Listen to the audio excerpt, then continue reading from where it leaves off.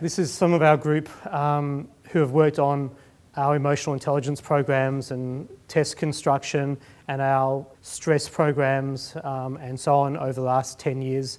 And we've partnered with really a lot of organisations, and more recently we've had a real focus in trying to assess and develop emotional intelligence in schools. So we've, over the last, 10 years, developed scales around emotional intelligence and programs around emotional intelligence, applied them to things like stress. We've been looking at relationships between EI and organisational performance and leadership and so on. We've published a raft of papers in those sorts of areas. And we have had some fun gigs working with Australian Rugby Union and Carlton Football Club over the last few years, as well as doing the national IQ tests and things like that as well.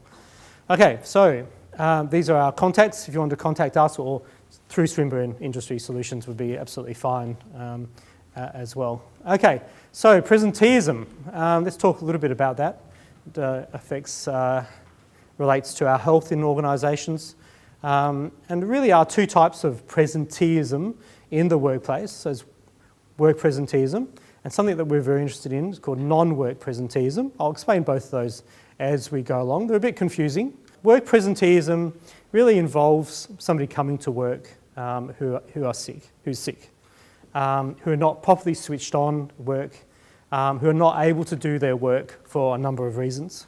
Sickness or illness is one of those reasons. And organisations like Medibank have started to examine the costs and causes of work presenteeism and really what we can do about those sorts of situations.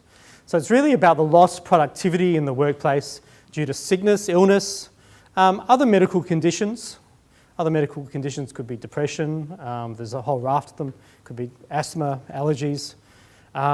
Stress is also a very big part of presenteeism, where people turn up to work but they're very stressed, they're disengaged, they can't face their job, and their performance is very much impaired.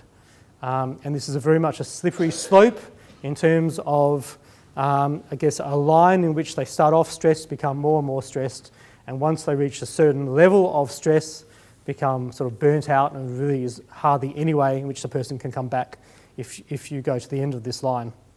So I really need to do some interventions as early as possible to identify people who may be a little bit prone to experiencing stress and try to give them cognitive and other emotional means to better adapt to stressful workplaces. And that's really what we've been doing. And then there's the other idea also as part of the presenteeism is that some people are just really not physiologically or mentally fit when they come to work, okay? So that could be because of bad diet, lack of exercise, poor lifestyle, but nevertheless they come to work and they're really not working at their peak performance. So it's like a car that's really been trashed and it's only a couple of cylinders are working instead of the 4 cylinders. And so presenteeism is not the same as absenteeism, and organisations have started to work out how much these things cost organisations and the economy. And so presenteeism could be a bigger problem than absenteeism. Here are some of the diseases or disorders that might affect productivity. Some of these things we can do something about. We're not doing enough about some of these things. Some of these things are much harder, obviously, like very severe disorders like cancer.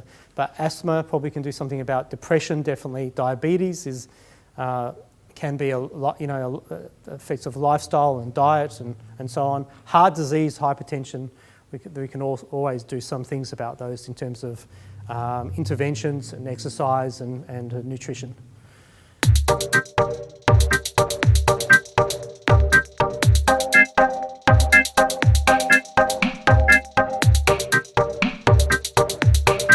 This has been a Swinburne production.